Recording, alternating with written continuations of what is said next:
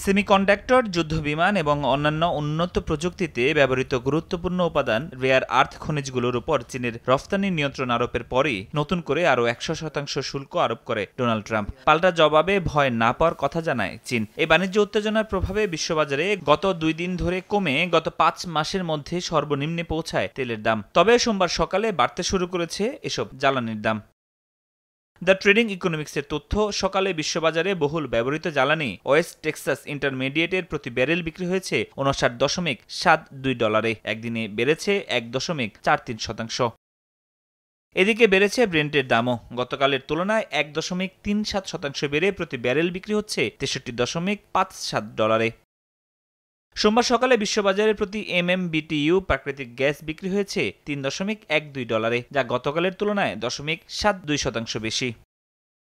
এদিকে প্রায় 2% বেড়েছে গ্যাসোলিনের দাম। আগের দিনের তুলনায় 1.8% বেড়ে এই জ্বালানি বিক্রি হচ্ছে গ্যালন প্রতি $1.84।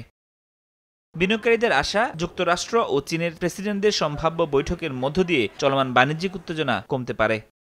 ফরহাদ রহমান, সময় সংবাদ।